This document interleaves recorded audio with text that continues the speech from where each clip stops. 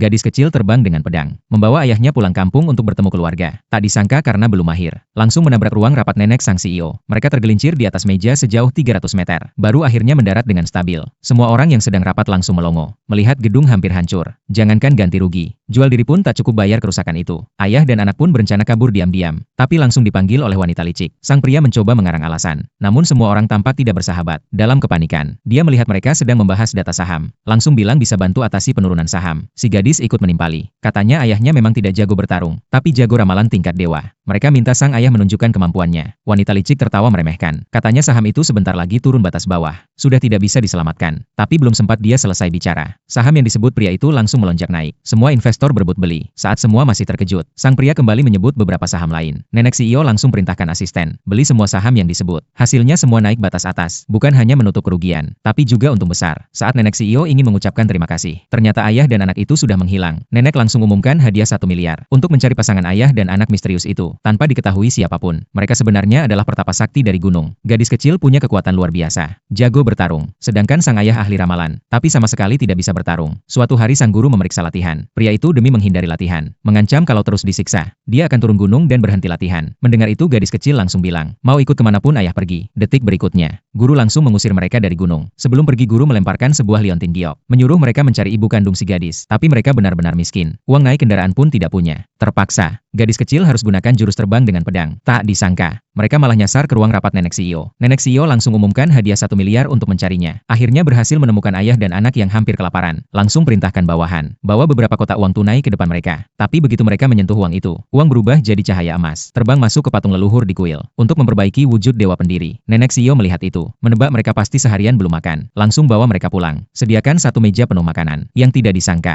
gadis kecil makannya luar biasa banyak. Satu baskom nasi besar, dihabiskan sampai tak tersisa sebutir pun. Nenek semakin suka melihatnya. Langsung bilang ingin menjadikannya cucu. Ayah dan anak itu tidak punya tempat tinggal. Tentu saja mereka setuju. Tapi nenek khawatir putrinya tidak setuju. Sang pria tiba-tiba punya ide. Menyuruh gadis kecil begitu ketemu ibunya, langsung lompat dan panggil, "Mama." Dia yakin tak ada orang yang bisa menolak. Anak selucu itu. Tak lama kemudian gadis kecil bertemu ibunya. Tapi ternyata ibunya sudah buta. Gadis kecil langsung membuka mata dewa. Ternyata ibunya bukan sakit, tapi terkena kutukan. Sang ayah langsung meramal. Namun kaget karena tidak bisa melihat siapa pelakunya. Tiba-tiba muncul sepasang ayah dan anak yang mengaku tabib sakti. Sang ibu sangat gembira. Langsung percaya mereka bisa menyembuhkan matanya. Tabib itu pura-pura memeriksa denyut nadi. Dengan percaya diri bilang cukup 3 jarum untuk bisa melihat lagi. Gadis kecil melihat mereka hanya omong kosong. Kalau menurut cara mereka, akibatnya akan sangat fatal. Langsung berkata untuk menghentikan mereka. Karena sang ibu belum tahu kalau gadis kecil itu anak kandungnya. Dia justru percaya pada tabib palsu. Bahkan menyuruh asisten menulis cek 1 juta untuk mengusir mereka pergi. Tapi gadis kecil tahu, kalau jarum itu disuntikan pasti akan terjadi sesuatu.